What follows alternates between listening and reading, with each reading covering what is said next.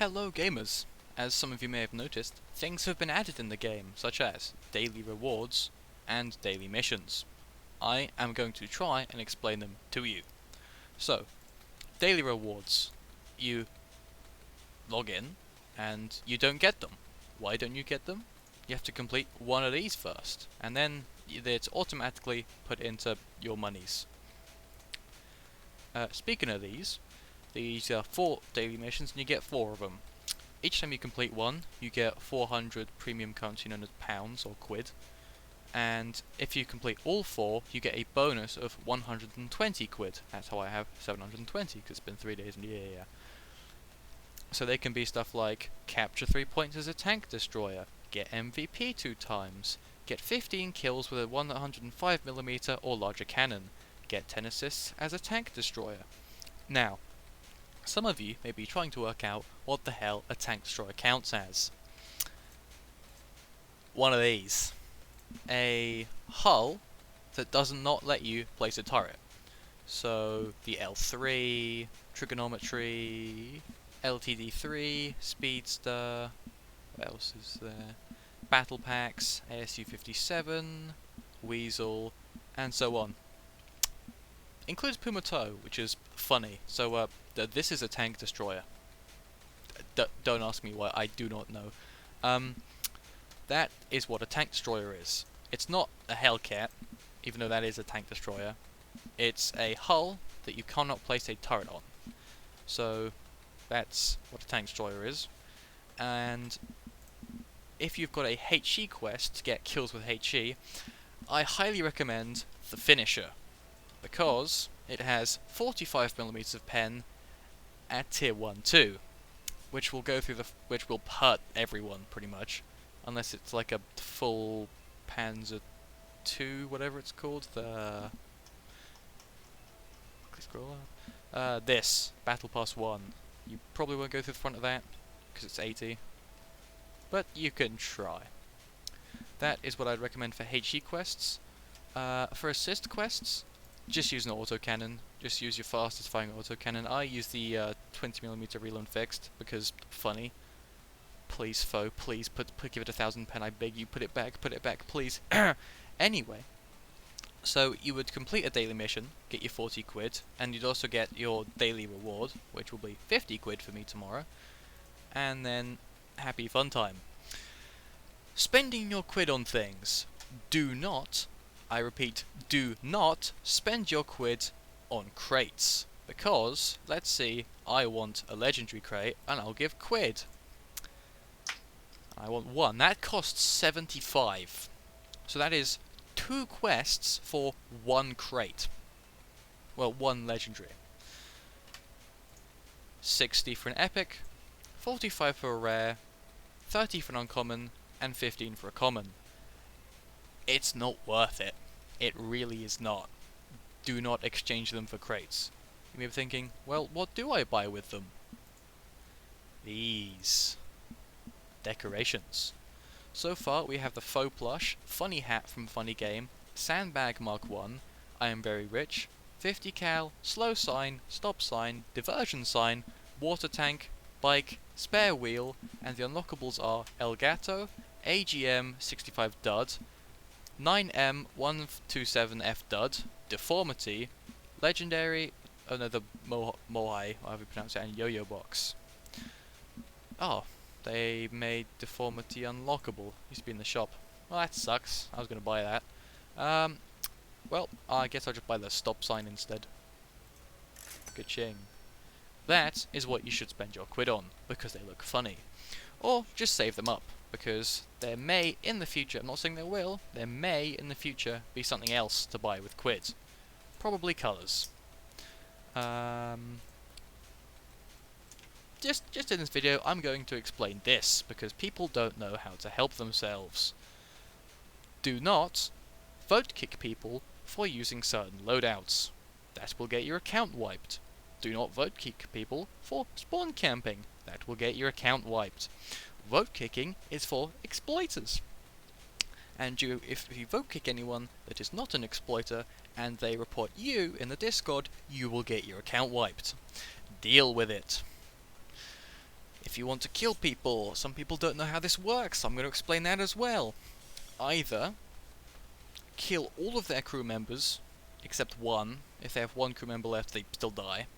Or detonate their ammunition. That is the two ways you kill people in this game. You destroy their ammunition, or knock out all of their crew except one, or all of their crew. The different shells are AP, which they all explain here, which produces a moderate amount of shrapnel and does good damage if it penetrates, does poorly on sloped armor, and typically has moderate penetrating power. Armor piercing, high explosive. APHE, my personal favourite round. Produces a moderate amount of shrapnel, plus explosive shrapnel, and does massive damage if it penetrates, does poorly on sloped armor, and typically has below average penetrating power. That's kinda true, but also kinda not. It depends on the gun. Armor piercing, discarding sabot. Produces less shrapnel than AP shells if it penetrates, does decently on sloped armor, and typically has above average penetrating power and good ballistic properties. That is true. Armor piercing, fin stabilized, discarding sabot, APFSDS. A more advanced version of APDS does extremely well against sloped armor and has excellent penetrating power and ballistic properties. High explosive, anti-tank. Produces little shrapnel but does high damage if it penetrates. Does well against sloped armor and has average ballistic properties. Doesn't lose penetration over distance and doesn't do splash damage. This is what some people don't understand. Even though it is high explosive, it does not create an explosion. It's sort of like a Panzerfaust. It fires a jet of molten not good through the tank. It is good for ammunition sniping and crew sniping. It does not explode. Okay? And now, anti-tank guided missile. It's guided heat. It's rocket guided heat. So you point towards a target and the rocket will fly towards it. Some of them do have a limited range though. High explosive. Produces massive amounts of shrapnel and does high damage if it penetrates. Doesn't care about sloped armor and has average ballistic properties. Doesn't lose penetration over distance but has poor penetration. Does splash damage. Very funny shell. It is hit and miss. Sometimes you'll blow someone up, and sometimes you'll deal green damage to their tracks and they wouldn't take any damage at all. High explosive, squash head. Similar to HE, but has higher penetration and lower blast radius and damage. It's HE but with pen. Team Deathmatch, it's the worst game mode in my opinion. Each spawn takes 40 tickets away from your team. To win, deplete the enemy's tickets by destroying them or have more tickets when the match ends, which is usually what happens now because the ticket thing scales with the amount of people and it's quite a lot. Skirmish, the game mode with 1 capture point. Each team takes 20 tickets away from your team, or each spawn, sorry. Dominate the capture point to deplete the enemy's tickets over time. Defense, the game mode with 2 capture points. Each spawn takes 30 tickets away from your team. Be daring and capture the enemy's point for almost guaranteed victory. That is a good game mode, except on Corellia Revamped at the moment, because you can't capture it, because the enemy team spawns right next to it. That ran out of the way. Conquest, the game mode with 3 capture points. Each spawn takes 20 tickets away from your team. High level team play is the key to winning. If both teams each have 1 point captured, tickets won't bleed from the other team. So if the points, so there'll be 3 points. If one is blue and one is red, and one is white, it won't drain from the other side. But if there's one color, it'll drain from the opponent. You just need more points to be your team's color to drain the opponent's team. Crafting. So, you may have clicked dealership, blueprints, and bought one of these fantastical thingies. Let's say the 114 finisher. You've bought it, you go to your garage, and it might not be there. You may be thinking, where's my gun gone? It is here in blueprints in inventory. You've got your hulls, your turrets, and your guns. You may be thinking, what do I do now then? Well, you have to craft it. So, here it is. You would need 30 steel, 15 aluminium, and 35 iron. Well, how do I get them? from crates. So let's just open one of these common crates, well 10, and I got 52 coal, 26 iron, and 6 bauxite. But it's iron ore. To get normal iron, you have to click iron here, and you see it costs 2 coal and 1 iron. So I'm going to forge 10, because I need this, and boom, I've got more iron. If you want to make steel, you need coal and iron. Boom. Aluminium, just bauxite. I think I'm pronouncing that right. Copper is coal and copper ore. I won't craft that because I'm trying to save my copper. Titanium is aluminium and titanium ore. Silicon is a thing you just get. Chromium is chromite and aluminium.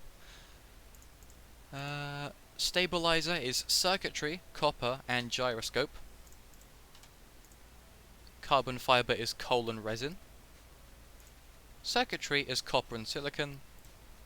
Composite is steel, ceramic, and silicon. Computer systems is steel, copper, and circuitry. And that is all the materials. So you would get your materials that you would need, and then you just click craft, and then it should appear for you. I think that is everything. Remember, the better the angled penetration, the more likely you're gonna pen someone, because tanks aren't always flat. People don't realize that. Just because you might have a big number here doesn't mean that these are big numbers. You may have like 8 trillion pen there, but not be able to pen anything because you've got like 2. Like pen at 60, and then you keep going against top tiers that have funny angled armor, and you can't pen them. So keep an eye out for that. So that is flat penetration at 0 degrees. 0. If anything, you should pen at 30 degrees. Just ignore the top number and only read the 30 degrees. Anyway, have a great day. Don't spend your quid on crates, and get good.